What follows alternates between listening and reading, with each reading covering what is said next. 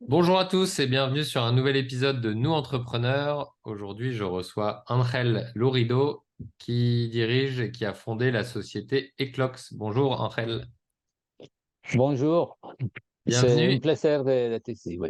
Merci, merci. Est-ce que tu peux tout très simplement commencer par te présenter et nous dire ce qui t'a amené à créer la société Eclox, s'il te plaît? Bonjour à tous. J'ai commencé d'abord pour réfléchir à une façon d'apporter quelque chose de positif à la société. Pour moi, je venais d'une situation assez complexe à niveau euh, d'information, à niveau d'avoir passé beaucoup d'années en t'alimentant d'informations négatives et d'événements négatifs. C'est-à-dire que vous travaillez en info, dans Tu étais une dans les médias, télévision, hein, c'est ça, peut-être. dans les médias, Ouais. vous recevez énormément d'infos. Et toute cette info s'accumule. Tout ça, ça crée une situation qui s'accumule d'une sorte de stress et d'une vision du monde assez négative à la fin. Même si vous voulez être toujours positif, et je suis quelqu'un de positif, et en fait, la plupart de l'info qu'on donne, c'est négatif. Donc, quand j'ai décidé de quitter ce monde, j'ai dit, il faut que je crée quelque chose qui soit positif et qui ait un impact social, qui ait un impact dans le bien-être des gens. Donc, j'ai passé sur la réalité virtuelle parce que j'ai compris qu'avec la réalité virtuelle, c'était beaucoup plus simple d'affecter la façon de réfléchir des gens. L'immersion fait qu'une personne soit beaucoup plus accessible, qu'elle soit isolée de tous les éléments négatifs qu'il y a autour et qu'on puisse vraiment simplement les offrir des infos et des éléments positifs. Et c'est ça que j'ai voulu faire. Donc, je me suis centré sur la partie santé. J'ai beaucoup inquiété. J'ai passé presque 2 ans en réalité à inquiéter sur tout ce qu'on pouvait faire en réalité virtuelle en relation avec la santé et le bien-être avant de commencer. Parce qu'il y a énormément de choses qu'on dit de la réalité virtuelle. Il y a beaucoup de choses qu'on dit de la santé. Et parfois, il y a beaucoup d'effets wow et beaucoup de choses qui ne marchent pas, même si on s'entête à dire que ça marche, et d'autres que ça marche et qu'il faut travailler. Non? Ok. Ça, c'est ce que j'ai fait. Et c'est ça qui m'a mené à créer Eclox, d'où il vient le nom Eclox d'éclosion. C'est une sorte de renaître, c'est une sorte de renaître de façon positive, d'apporter quelque chose. Non? D'accord. C'est un Donc, peu comme avant un qu'on rentre papillon. dans le détail de ce que tu proposes avec Eclox, donc, euh, toi, tu m'as dit avant, quand on préparait l'interview, tu étais dans les médias. Qu'est-ce Oui, qui t'a amené à passer des médias? Donc, tu étais réalisateur, c'est ça? Puis, qu'est-ce qui t'a amené oui. à basculer dans l'entrepreneuriat? Et en réalité, c'est être maître de moi-même. J'ai toujours aimé créer, mais créer ce que je voulais créer. Ça veut dire pouvoir avoir la liberté de dire, OK, je vais créer ça, tu vois, et sans qu'il y ait de manipulation derrière, sans qu'il y ait de contrôle. Moi, je suis très anti-manipulation, je suis totalement anti-publicité cachée, anti-promo cachée, toutes ces sortes de choses. Sauf si tu travailles dans une entreprise privée. Tu Ouais. vois, si tu travailles dans une entreprise privée et tu décides de faire de la pub, fais de la pub. Mais jamais, jamais, j'ai toujours refusé de travailler dans des produits où il y a de la publicité cachée, où il y a des controverses ou des financements qui viennent des endroits, disons, bizarres, que moralement, pour moi, c'était inacceptable Ouais. dans beaucoup de choses. Donc, ça, c'est le principal. Dire, être clean, parce que sinon, à la fin, la société, il est en train de se transformer d'une façon assez messagère, parce qu'on est en train tout le temps de mentir. Tu vois, peut-être c'est un peu bizarre de dire comme ça, mais en fait, c'est ça. Ouais, On est en d'accord. train parfois de dire, OK, on raconte les choses d'une façon qui intéresse à quelqu'un qui paye pour ça. Ouais. Ça, c'est ça, ce que j'ai trouvé dans ce monde des médias, dans tout le monde des médias, que j'ai trouvé qu'il fallait que je sorte de là Ok. Et alors, et être comment ça, maître ça de s'est moi-même. transformé en projet entrepreneurial? J'ai passé, avant de quitter l'entreprise où j'ai travaillé avant, j'ai passé un an à enquêter, un an à m'enseigner, à trouver un coach, précisément. C'était à la PEC à ce moment-là. J'ai eu la chance de tomber sur une personne qui vraiment m'a aidé énormément. à orienter comment faire, si le faire ou pas. Parce qu'au départ, c'était est-ce que je suis prêt pour le faire? Quel risque on a? Parce qu'on a énormément de risques d'avoir un confort, un bon salaire, dire OK, fin de mois, 2 mois par an de vacances, à dire OK, peut-être je perds tout. Mais à la fin, la vie, il faut risquer. Donc, j'ai fait ça et à un moment donné, dit OK, c'est le moment. Et c'est là que je me suis lancé. Et c'est tombé sur le Covid. Ça, c'était encore plus compliqué parce qu'à un moment donné, tu es prêt, mais dis combien ça va durer tout ça. Et en fait, à moi, ça m'a causé énormément de dommages parce que tu commences, donc tu n'as aucun droit à aucune aide. Donc, tu fais tout sans aucune aide. Ça, c'était, pour moi, c'était assez complexe. J'ai dit, OK, tu te lances dans une boîte et il fallait avoir un historique pour avoir droit à certaines aides. Et Ouais. j'ai eu droit à aucune. Donc, ça, c'était assez compliqué. Mais bon, mais à la fin, je suis calme, c'est comme Hop. on Et alors, accepte ça. qu'est-ce que tu proposes avec Eclox et à qui tu le proposes? Est-ce que c'est une société qui cherche des clients? Est-ce que tu parlais de société commerciale ou pas, etc. Est-ce que c'est une société de recherche? Est-ce que c'est une société de commerciale? Qu'est-ce que tu proposes et à qui? Au départ, on a fait de la recherche. C'est moi, au départ, j'ai dit, OK, on va innover. Il fallait innover, donc il fallait faire de la recherche. Et on a créé une plateforme et un produit, disons, une sorte de couteau suisse pour pouvoir créer différentes expériences avec une même base, avec un même software au départ. Donc, on a créé notre propre système, notre propre plateforme, de façon à créer après des expériences pour tout le monde, si tu veux. Et en parallèle, dans l'innovation et la recherche, on s'est associé avec une université, c'est l'Université de la Cologne, en réalité, en Espagne. On a signé un accord, c'est 4 ans, où j'ai accès à tous ces labos et à tous ces personnels, où on dit, OK, il me faut évidemment de matériel de haute technologie que je ne pouvais pas accéder, parce que c'est très cher. Donc là, j'ai accès à des lasers, j'ai accès à des caméras spéciales, j'ai accès à des labos. Et ça, depuis 2 ans, presque 1 an et demi, on travaille sur un système de scanning par laser et par caméra, différents types de lampes, différents des infrarouges, des X-ray, etc. Pour pouvoir scanner des œuvres d'art, pour pouvoir scanner des tableaux, parce qu'on travaille beaucoup avec l'art. J'ai fait beaucoup d'éléments avec de l'art, de la musique, des études de musique, pour créer des expériences qui soient d'accompagnement. C'est principalement pour la santé, mais c'est l'inclusion aussi. Et ça veut dire que tout le système se base de comment quelqu'un peut faire une expérience. Moi, je considérais toujours qu'une expérience, il doit pouvoir être faite pour n'importe qui, en fonction de sa capacité.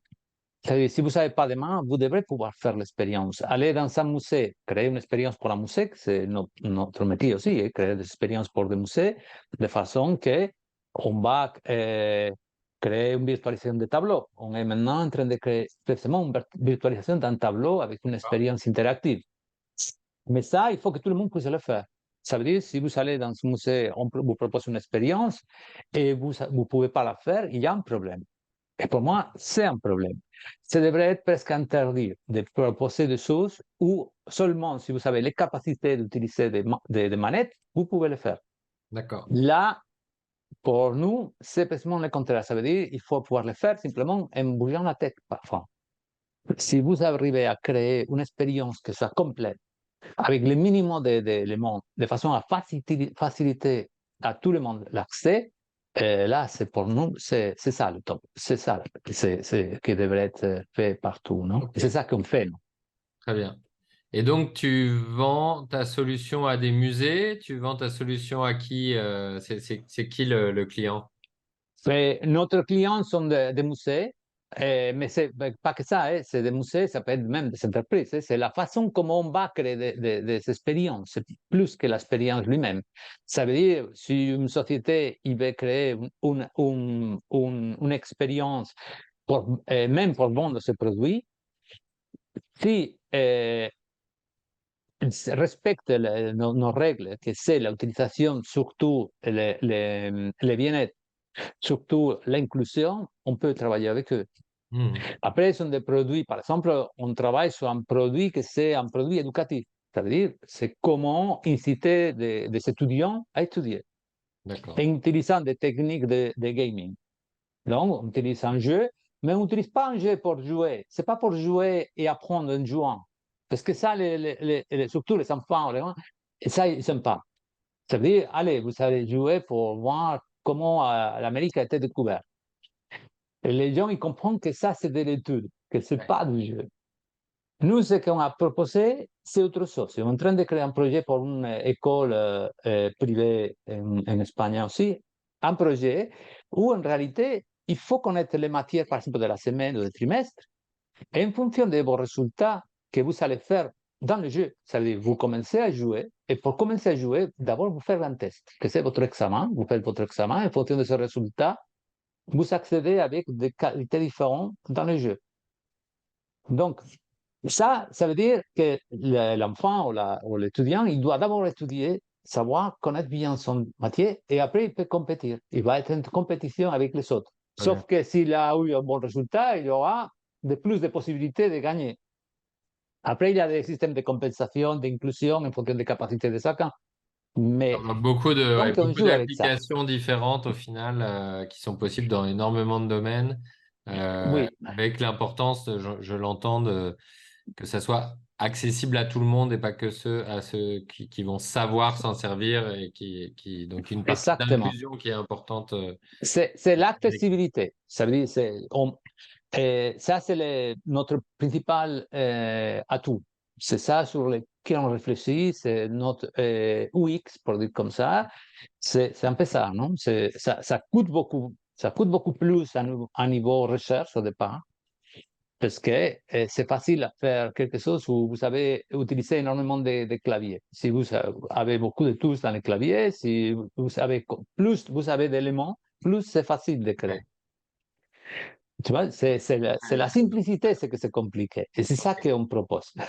Ok. Et alors, si on vient un peu sur toi, donc tu as lancé pendant le Covid, là ça fait du coup un peu plus de 3 ans. 300, oui. Quels sont tes plus grands apprentissages pour l'instant?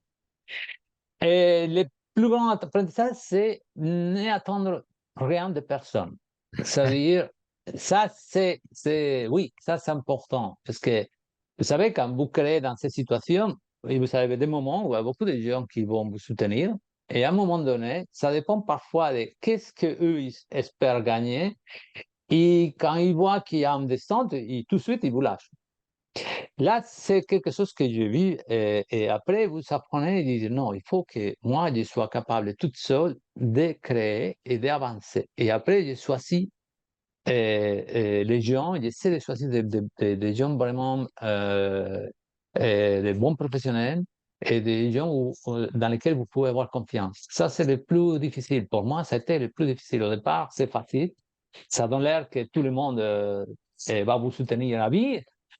Et parfois, ça ne se passe pas comme ça. Je pense que tous les entrepreneurs, ils ont cette expérience-là au départ, non? Donc ça veut pas dire Mais là, s'isoler, tu mais as étudié.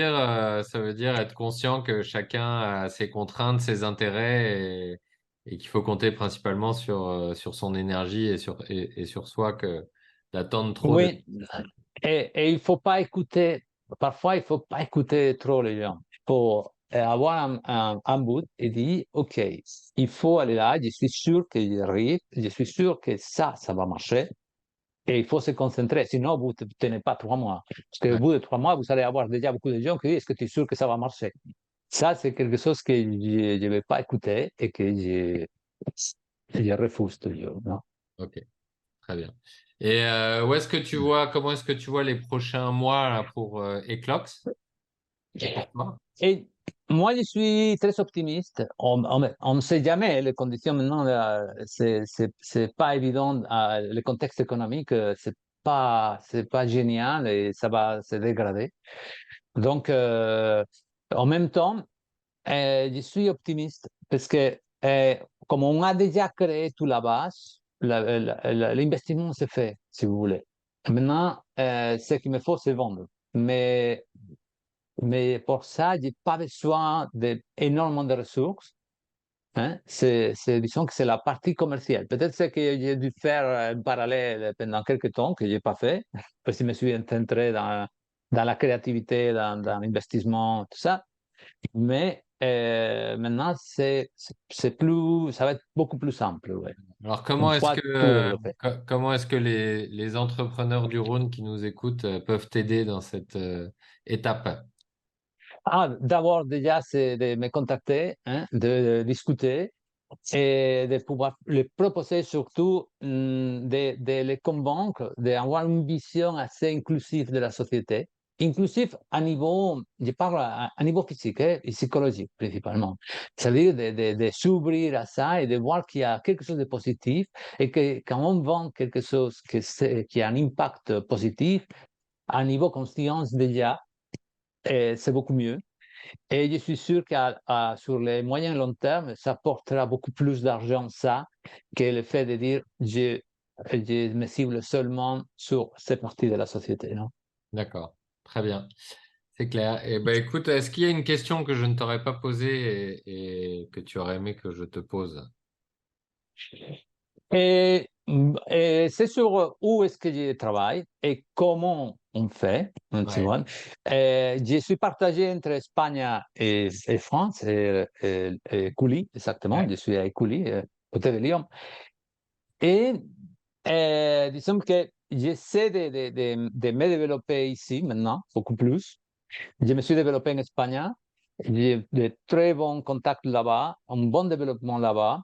Et je crois que ce serait intéressant, et pour beaucoup de sociétés, ça pourrait être aussi intéressant d'avoir ce côté international, ce côté parce qu'à la fin, ce sont des clients aussi. mhm, C'est-à-dire pour les entreprises, pour ces gens qui voulaient travailler avec moi ici dans le Rhône, c'est des gens qui indirectement ils vont travailler aussi en Espagne. Parce que mes équipes, une partie de mes équipes, ils sont là-bas. d'accord. Donc, on a un peu d'aperture, si vous voulez. Ok, très bien. Super, bah, merci beaucoup Angel d'avoir répondu aux questions. C'est un format court, on pourrait aller beaucoup plus loin, mais malheureusement on est déjà à la fin. Est-ce que tu as un dernier mot Nada, simplement, si vous voulez visiter eclox.net, c'est le site web. Et là, il y a un résumé à peu près de qui on est et D'accord. surtout euh, lesquelles sont nos valeurs, principalement. Non? C'est un peu ça, c'est que m'intéresse que les gens retiennent. C'est des valeurs très positives et avec beaucoup d'optimisme extrême. Très bien, eh ben, super. On mettra tous les coordonnées en description de l'épisode. Merci beaucoup Angel d'avoir Merci répondu à mes beaucoup à questions. toi. Merci à vous.